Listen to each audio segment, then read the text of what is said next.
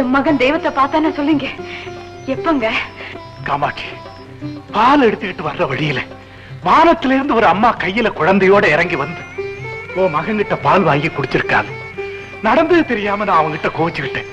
பால் குறைவா இருக்கேன்னு நான் அவங்கிட்ட காரணம் கேட்க நினைச்சா புல்லரிக்குது காமாட்சி.